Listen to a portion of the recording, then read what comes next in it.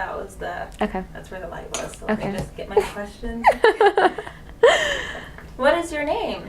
My name is Rachel Harmon. I'm a sister of the... I'm just going to start that over. Sure. Yeah, I don't know why I forgot what my name was. It happens. We all have our days. So what's your name? My name is Rachel Harmon. I'm a sister of Alpha Chi Omega, the Theta Sigma chapter at University of North Florida. How long have you been an officer? I currently serve on the Panhellenic Executive Board as the Vice President of Recruitment Programming, and that position is a calendar year-long position, so from January to December. What do you like about being an officer? I just like more of the behind-the-scenes work. I've always really enjoyed mainly the logistics of things. That's why I'm a business major. So just kind of being there for all 6 chapters instead of just for my own, and really having us like be able to succeed during recruitment. And what volunteer work is AKIO involved in? So we do a couple different volunteer opportunities. We have our national philanthropy, which is domestic violence awareness. We started that with Tri Delta a couple years back with Kristen's story. But we also do other volunteer opportunities just in the community. Sometimes we'll go to Daniel Play Days or go to the Jacksonville Humane Society, kind of just wherever the community needs us. We just really like to broaden our aspects that way. What got AKIO involved in Hubbard House? So the Hubbard House is our local domestic violence shelter in Jacksonville. There are some other ones, but they're the most prominent. And that's one that the Theta Sigma chapter works hand in hand with. Like I said, domestic violence awareness is our national philanthropy. So what we do is we raise money to go on a national scale, but most of our money stays within Jacksonville. Last year in the spring we raised $4,300 to put the Hubbard House goal of $10,000 for their new shelter, and it allowed a woman to stay in the shelter for 84 nights. What are some common signs of domestic violence? Common signs, I guess, because there's different kinds of domestic violence. It's not just physical, it's a lot of emotional, there's sexual violence, and a lot of it is financial as well. So the most common signs is just kind of, it's control. They claim that they love you and they want the best for you, but sometimes you can have like little red flags kind of pop up in your head if they're telling you that you can't hang out with a certain person, or if they pay all of the bills. I truly believe that every person should be independently financially stable.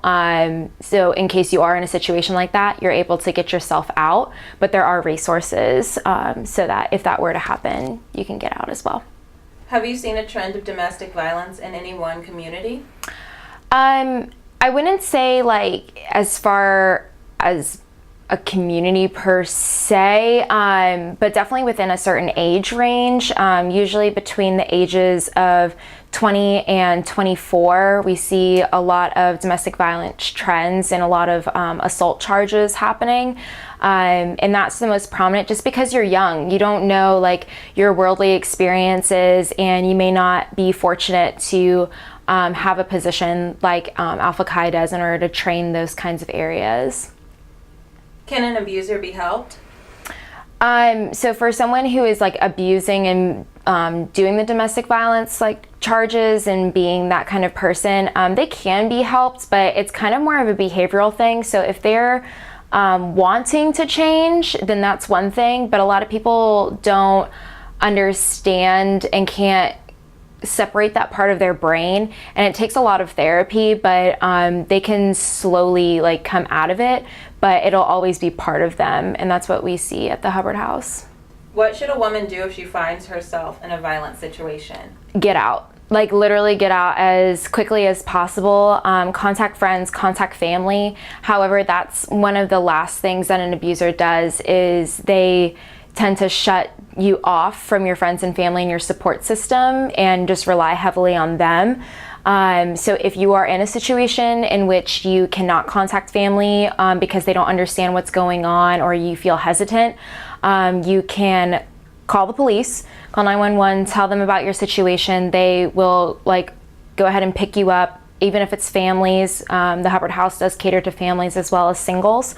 And if you can get out, then you can go to any police station and tell them that you need to go to the Hubbard House or you need to seek like a domestic violence shelter, and so that you can be safe from your abuser. Where is the Hubbard House? I actually can't give away that location. It's for the protection of the individuals that are in the shelter.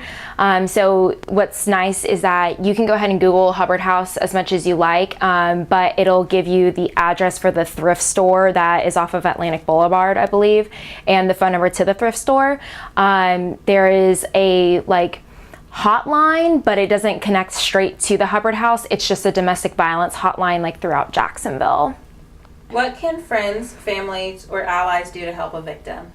Just be there for them, really hear them out, don't judge them, because what they could be saying, every domestic violence situation is different. It's not it's not cookie cutter at all. So just really hear them out. Always be there for them, be their support system, because that's what they're ultimately going to need in the end. They may not see that now, but when it gets bad, they'll need you, and you can't be like, oh, well, I told you so kind of thing. So just always be there for them no matter what. What was your most rewarding moment working with Hubbard House? Just seeing the kids. We go into the Hubbard House almost every week, if we can, if not every 2 weeks. So we do a lot of socials with the kids. We'll do Valentine's socials and Halloween socials, and just seeing them brightens up my day. But I know that them seeing someone kind of, as weird as this is to say, from the outside world, because they only interact with the kids that are in the shelter as well, that have been through situations like that, but just to have them relax and kick around like a soccer ball and draw and chase around the backyard, that's the most rewarding, is just to bring somewhat of a happiness to their life. Thank you so much, Rachel. No problem. Thank you.